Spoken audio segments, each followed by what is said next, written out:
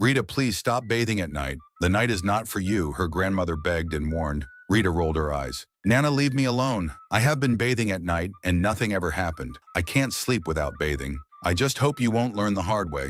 Rita was the most beautiful girl in the village of Ajamu. People often stopped to admire her smooth, dark skin, her bright eyes, and her gentle smile. But what made Rita different was her strange habit. She always bathed at night. While others in the village took their baths before the sun went down, Rita waited until darkness wrapped around the village like a thick blanket. Then she would fetch water and disappear behind her house, where no one could see her. Her mother, Yemi, had warned her many times. Rita, bathing at night is not good. Spirits walk when the sun sleeps. Don't call trouble with water, she would say, shaking her head. But Rita would laugh. Mama, that's just an old story. I like the night. It's quiet and cool. The water feels better then. Her grandmother, Nana, who rarely spoke, looked at Rita one evening with tired eyes. It's not the water, she said softly. It's what the water calls in the dark. Rita didn't take her seriously. She thought Nana was just being old and strange. What harm could water do? So that night, as usual, Rita took her clay pot and walked to the back of the house. The moon was high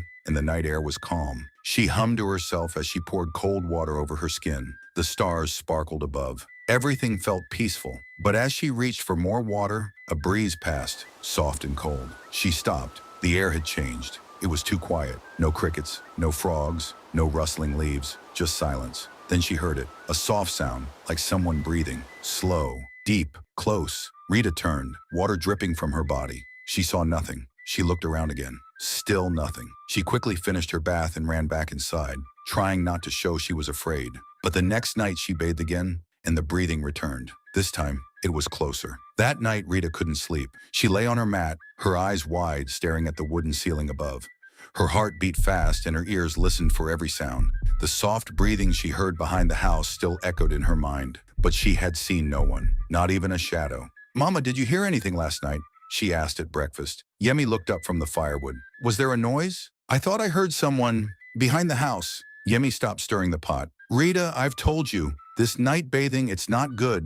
Before you wake up, things that should be left alone. Rita rolled her eyes and stood up. I'm not a child. It was just the wind. But Nana, sitting in the corner peeling yams, didn't look up. She just whispered, it wasn't the wind. That evening, Rita waited for the moon to rise. She didn't want to be scared, not by old stories. So she grabbed her pot and stepped behind the house again. The ground was dry, the night air cool. She set the pot down and started scooping water over her skin. Goosebumps rose, but she told herself it was the cold. Still, she couldn't shake the feeling that she was being watched. Then it happened again. The breathing. This time it was louder, deep and slow, like something was crouching nearby, waiting. She froze, water trickling down her back. Who's there? She whispered, her voice shaking. No answer. She slowly looked over her shoulder. Still no one. She dipped her hand into the pot, but the water felt colder than before. Much colder, like ice. Suddenly the pot shook, just once. But it was enough. Rita screamed and ran, water flying from her body, feet slapping against the ground.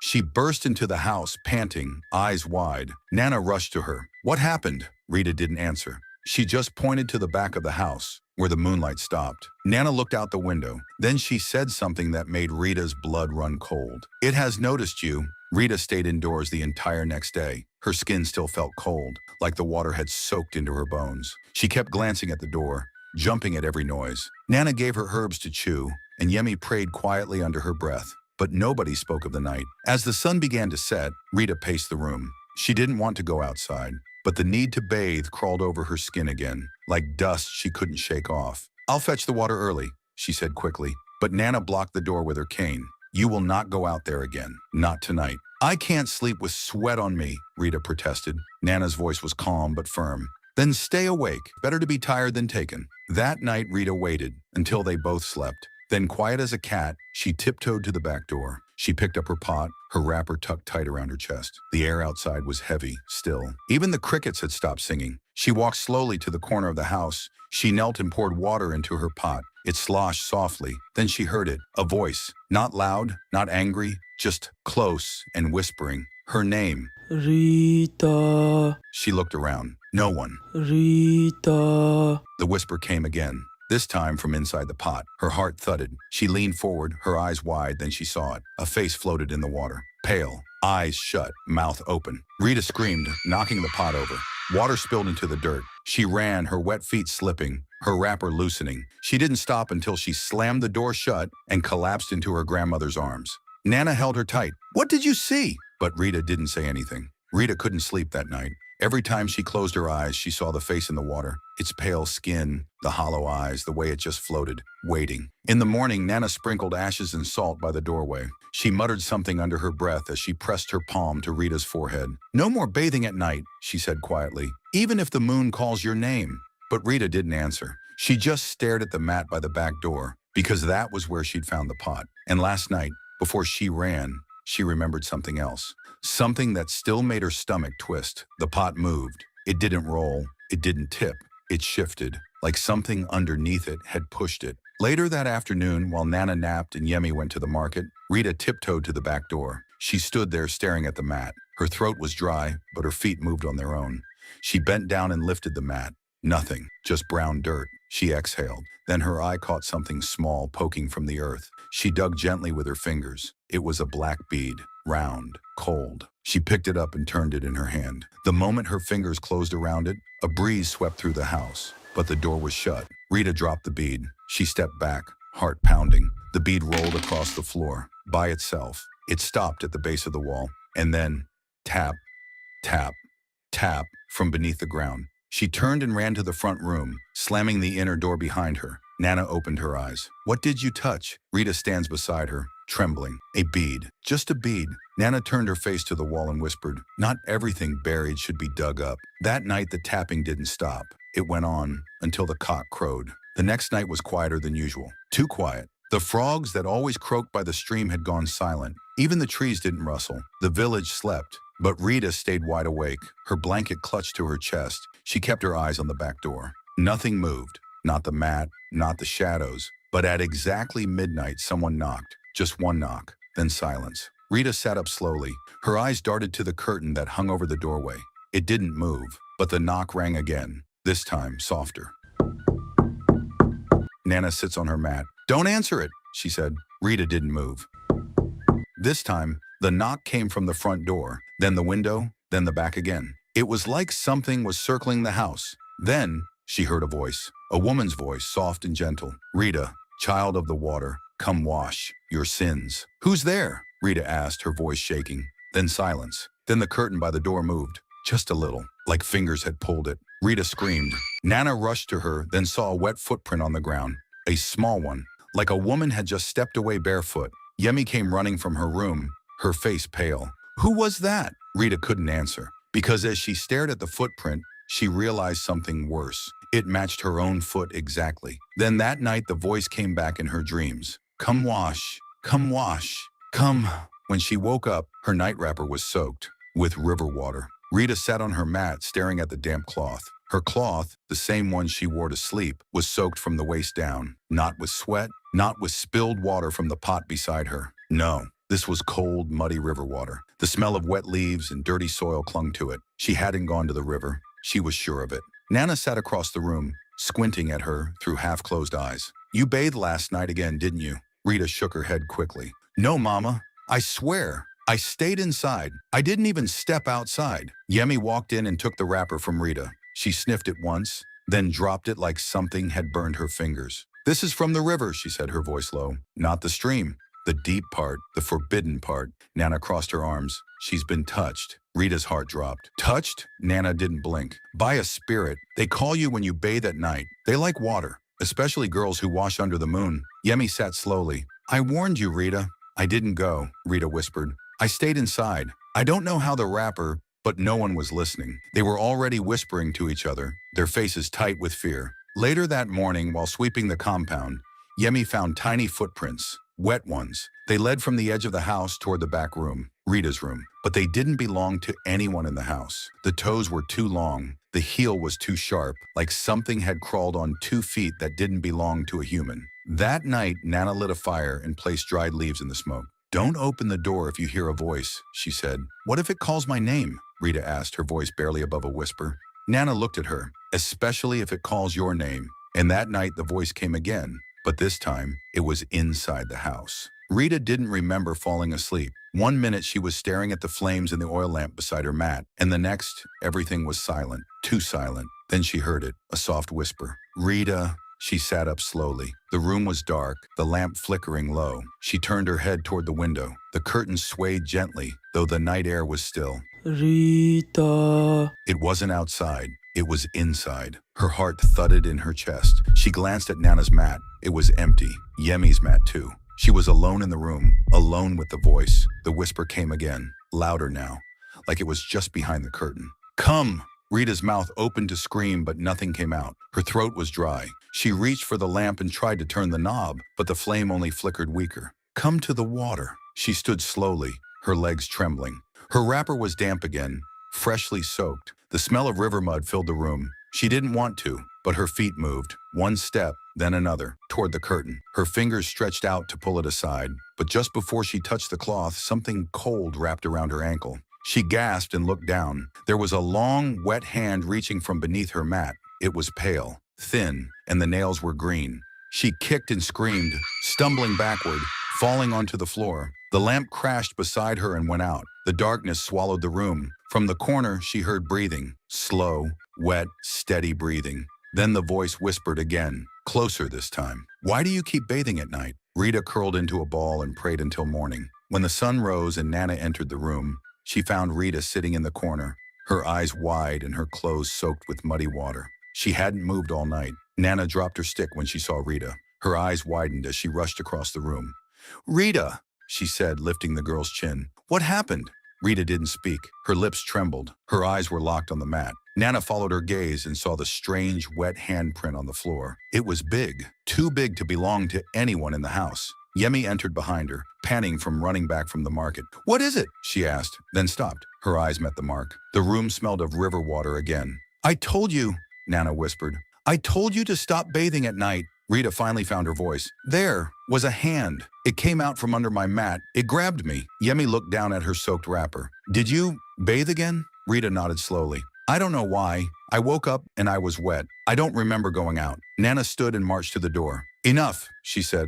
We're going to the river. Now. Rita and Yemi followed her outside. The sun was bright, but Rita's skin felt cold. As they stepped into the compound, they all stopped. There were wet footprints leading from the back of the house to the door. Big footprints. They weren't Rita's. They weren't human. Some had 5 toes. Others had 6. Some looked like they had claws. Yemi gasped. It came into the house and left again before the rooster crowed. Then Yemi stared into the trees beyond their fence. No one said a word as they followed the footprints to the edge of the compound. Then they vanished, right where the dirt path turned to grass. Nana turned to Rita, her face tight with fear. It's watching you. Rita opened her mouth to argue, but she couldn't. Deep inside, she felt it too. Something was watching, and it wanted her. That night, Rita did not bathe. She stayed close to Nana, sitting by the fire as the old woman peeled cassava. For the first time in days, the house felt calm, but Rita couldn't relax. Every sound made her jump. The creak of the roof, the hoot of an owl, even the crackle of the fire. Her mind kept going back to the wet footprints, to the cold hand on her ankle,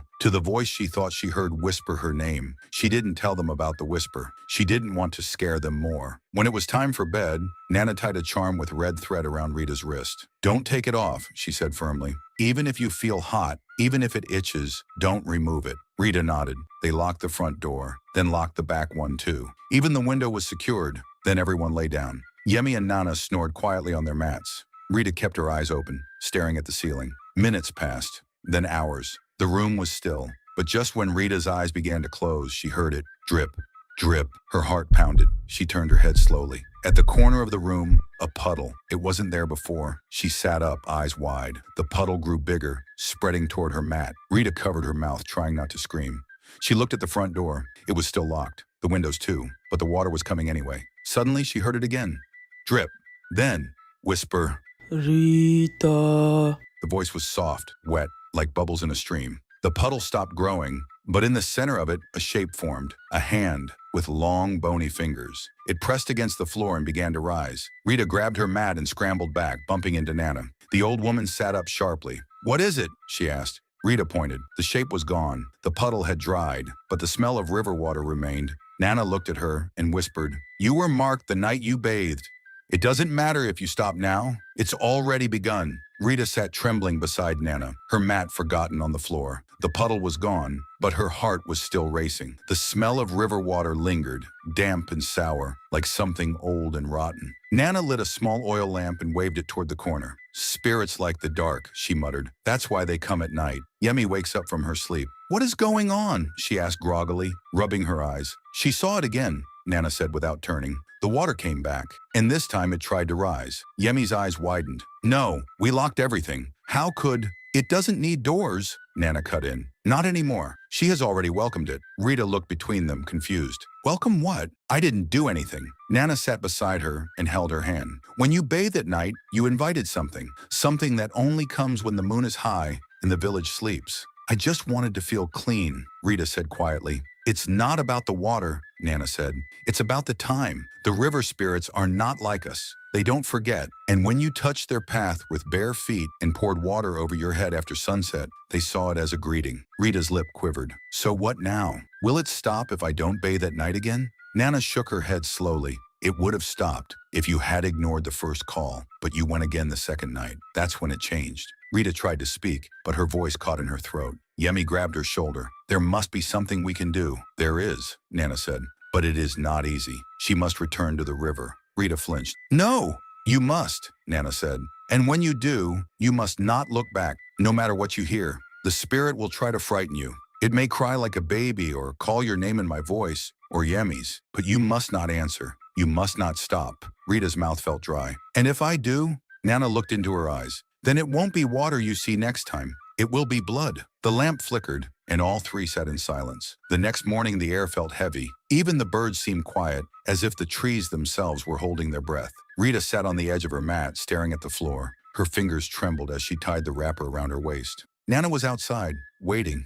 Yemi had refused to let her go alone, but Nana insisted. She must do this herself, Nana had said. Rita stepped outside, the ground cold under her feet. Nana stood by the door holding a small calabash filled with white chalk and herbs. She drew a line across Rita's forehead, then whispered something in a language Rita didn't understand. Walk slowly, Nana said. And remember, no matter what you see or hear, do not look back. The path to the river was narrow, lined with thick bushes and tall grasses. The sun had not fully risen, and shadows clung to the earth like dark stains. Each step Rita took felt heavier than the last. As she neared the riverbank, the wind picked up. Leaves rustled. The water ahead shimmered, calm and wide. Then she heard it. Her name. Rita. She froze. The voice was soft, gentle. It sounded just like her mother's. She bit her lip hard and kept walking. Rita, please come back, it whispered again. Closer this time. She quickened her steps. The calabash felt warm in her hands. Her heart pounded like a drum in her chest. Then came the laughter.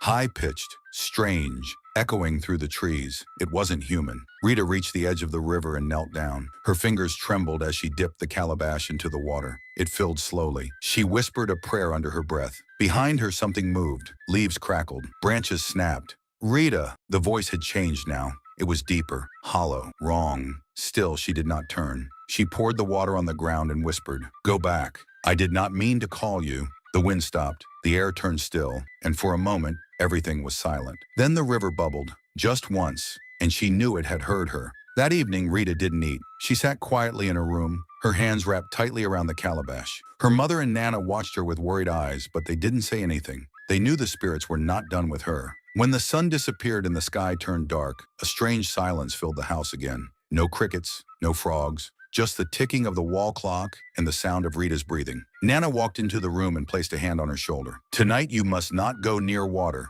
No matter what happens, Rita, stay inside. Rita nodded slowly, but when midnight came, something pulled her from sleep. She opened her eyes and saw a trail of wet footprints leading from her door to the backyard. Her wrapper was soaked. The floor was wet. Her heart dropped. She looked at her feet, covered in mud. "No," she whispered. "I didn't go out. I didn't." Then she heard it. Splash from outside. Another splash. She grabbed her lantern and tiptoed to the window. The moonlight spilled over the yard, and there, by the old clay basin, stood a figure. It was her, but not exactly. This other Rita was bathing slowly, hands moving in slow circles. Her back was turned. Her skin looked gray under the moonlight. Her hair hung down, dripping with black water. The real Rita gasped. The figure turned. Same face, same eyes, but the mouth stretched too wide and the smile too sharp.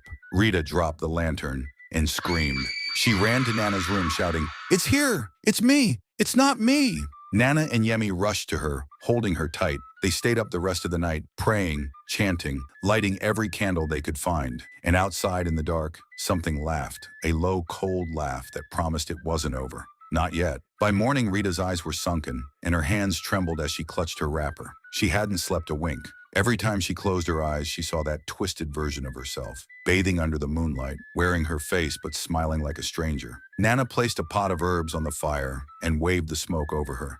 "We have to cleanse this house," she said. "There's something old here, something from the water, something angry." "But I stopped," Rita whispered. "I don't bathe at night anymore. Why won't it leave me alone?" Nana looked at her sadly. "It's not about the habit anymore. It's about what you woke up in the water." Yemi clutched her daughter's hands. "We'll fix this. You're not alone." That evening, Baba Ifa was called. He came with white chalk, salt, and herbs. After walking through the compound, he stopped near the bath basin. "This is where it entered," he said, staring into the water. "She invited it by returning here again and again." "Invited what?" Rita asked, her voice barely audible. "The water spirit," Baba Ifa replied. "She used to live in the river, but when people stopped respecting the old ways, she wandered. She waits for girls who bathe at night, girls who ignore warnings, girls like you." Rita's knees went weak. "She's attached now," Baba Ifa continued, "and she won't leave until you return what you took." "I didn't take anything," Rita said weakly. "You did," Nana said softly. "You took her silence for safety." Rita looked up, terrified. "What do I do?"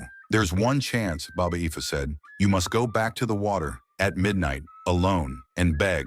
Strip yourself of pride, of fear. Speak to her. Tell her you know what you did. If she accepts, she'll go. If not," he trailed off. Rita didn't need him to finish. She nodded slowly. "I'll do it." That night, she dressed in white and walked barefoot into the yard. The moon was full. The wind was silent. She stood before the basin, trembling. "I'm sorry," she whispered into the night. No answer. "I was foolish," she cried. "I didn't know." Then the water rippled. Behind her footsteps, she turned and saw herself again. Only this time, the other Rita was smiling kindly. Then it vanished and the water went still. Rita fell to her knees. It was over. Maybe. But as she stood and turned to go inside, a soft voice whispered from the basin, "If you ever forget again, I'll be waiting." Do you think Rita truly broke the curse? Or did the spirit only retreat? Why do you think the spirit chose Rita and not someone else? Would you ever bathe outside at night again after hearing this story? If you enjoy the story, don't forget to subscribe, like, comment, and turn on the bell notification to be the first to be notified when we post a new story. Love you all.